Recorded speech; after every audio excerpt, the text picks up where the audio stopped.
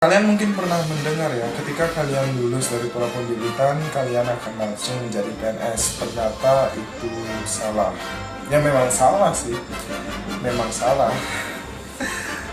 Ketika kalian sudah menjalani pendidikan 3 tahun untuk diploma 3, kemudian pendidikan 4 tahun untuk diploma 4, ya otomatis ketika kalian sudah lulus, kalian akan mendapatkan ijazah, kemudian baru kalian turun SK, dan itu bukan SK langsung menjadi PNS.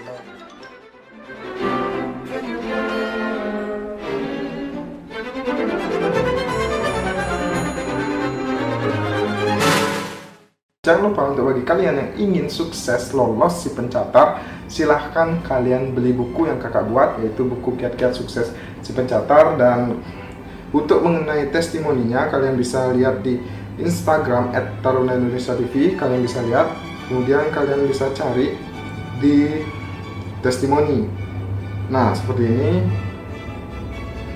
kalian bisa cari testimoninya. Karena sudah banyak sekali yang sudah membeli buku kakak, jadi buku kakak sudah terjual 100 lebih di Shopee dan 100 lebih lagi di reguler atau belinya dengan DM @taruna_indonesia_tv. Jadi hanya dua, di Shopee dan reguler di DM @taruna_indonesia_tv, karena admin akan selalu update.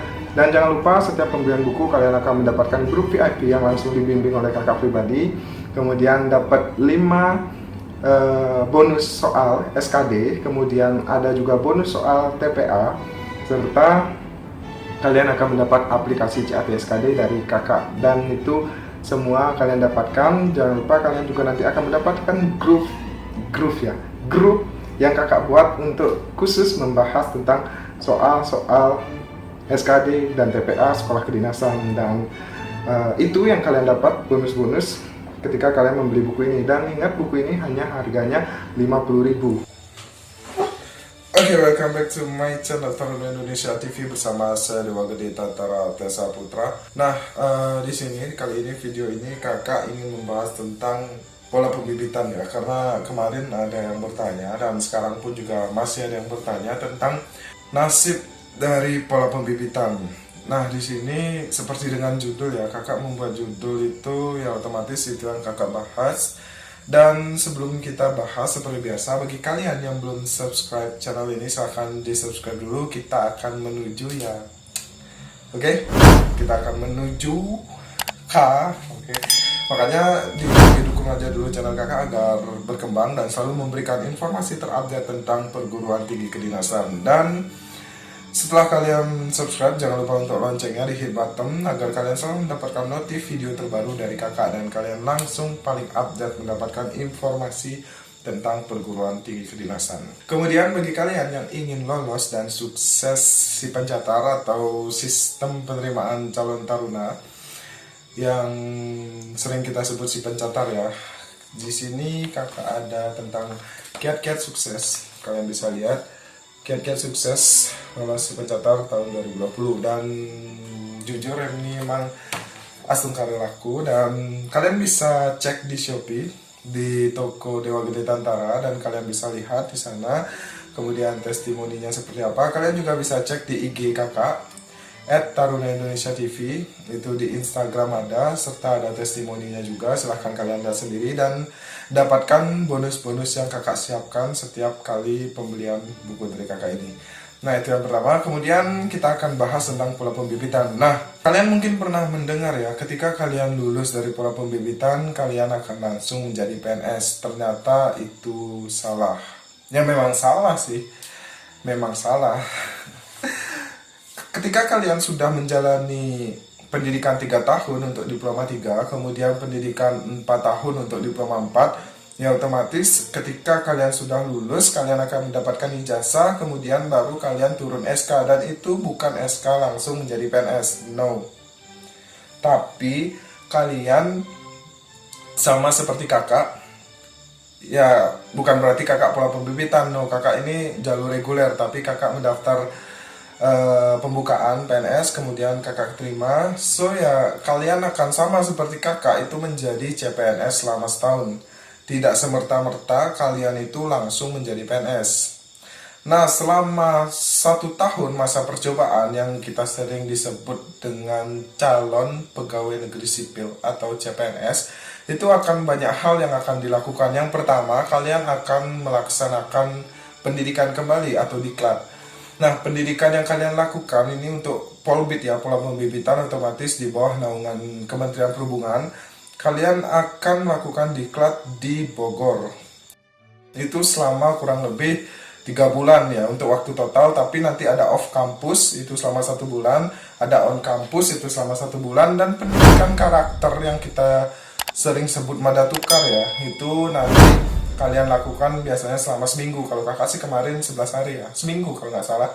Itu dilakukan di Ciwidey, yaitu tempat pendidikan karakter yang khusus dibuka oleh Badan Pengembangan Sumber Daya Manusia Perhubungan atau BPSDMP. Nah, jadi setelah kalian melaksanakan madatukar selama seminggu, kalian akan dibawa kembali ke Bogor untuk melakukan kegiatan on campus atau pembelajaran masa-masa dasar atau nilai-nilai dasar sebagai pegawai negeri sipil. Kalian akan diajarkan banyak hal dan segala macam tentang dasar-dasar dari PNS. Nah, selama sebulan kalian akan diajarkan dasar-dasar, kemudian kalian akan dilepas sesuai dengan SK penempatan, baik itu di pusat ataupun di UPT daerah. Maksudnya UPT daerah itu satker ya, satker atau unit kerja di daerah, tapi tetap status sebagai pegawai pusat. Nah, kemudian setelah kalian melaksanakan off kampus selama sebulan, kalian dituntut untuk mengerjakan ibaratnya sih kalau kita nyebutnya laporan ya, laporan tentang kegiatan apa aja sih yang kalian lakukan selama sebulan di unit kerja kalian masing-masing, seperti itu. Nah, semua itu kalian akan laporkan dalam bentuk laporan, kemudian baru kalian melaksanakan presentasi.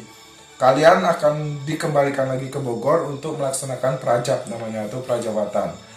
Nah, kemudian setelah masa diklat dan prajab itu selesai, kalian sudah di ACC laporannya, udah selesai dan mendapatkan sertifikat, baru kalian resmi bekerja di UPT kalian masing-masing dan tidak lagi ke Bogor melaksanakan diklat, tidak, tapi kalian langsung ke UPT kerja kalian masing-masing sesuai dengan SK CPNS, tapi status kalian masih calon pegawai negeri sipil. Nah, CPNS ini dilaksanakan selama 1 tahun full semenjak TMT kalian dimulai. Misal SK kalian kayak SK kakak bulan Februari dan TMT bulan April, maka kakak menjadi PNS itu di bulan April selanjutnya atau tahun depan.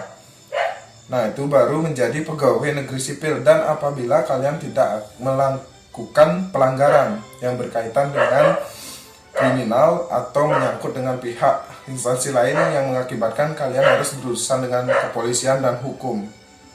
Nah, kalau misalnya itu terjadi, ya otomatis kalian akan dicabut. Itu.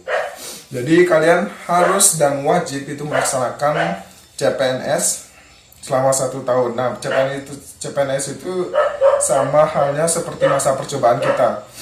Jadi apabila kalian melakukan hal-hal negatif di luar itu, ya otomatis kalian akan dicabut sebagai CPNS, dan mungkin kalian bisa mengulang. Mungkin apabila kasus yang kalian lakukan ringan, tapi kalau fatal ya kalian dicabut juga menjadi ASN, nggak bisa menjadi ASN gitu. Jadi ya seperti itu. Jadi kemarin ada yang bertanya mengenai pola pembibitan, katanya nggak langsung PNS. Ya betul sekali, memang nggak langsung PNS. Kalian harus wajib mengikuti CPNS dulu selama setahun.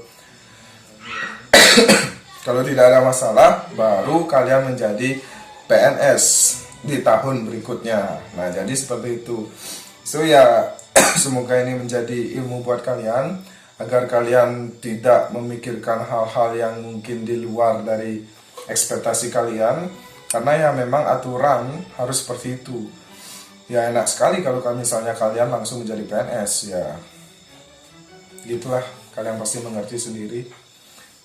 Jadi itu yang dapat kakak sampaikan mengenai pola pembibitan dan prospeknya ke depan seperti apa. Intinya ya memang seperti itu adanya, kalian cukup ketika kalian sudah menjadi taruna ya, ketika kalian sudah menjadi taruna di pola pembibitan ya kalian ikuti alurnya aja. Atau juga kalian sudah nanti lulus mendapatkan SK CPNS dan tahun depan akan menjadi PNS, ya kalian ikuti aja alurnya. Kalian tinggal mengikuti, jalani, sabar, lulus, ya udah kerja. Tapi tetap kalian harus dapat ilmu lebih dari pendidikan yang kalian jalani. Apalagi diploma 4 nih, calon-calon perwira yang nanti akan memiliki golongan 3A.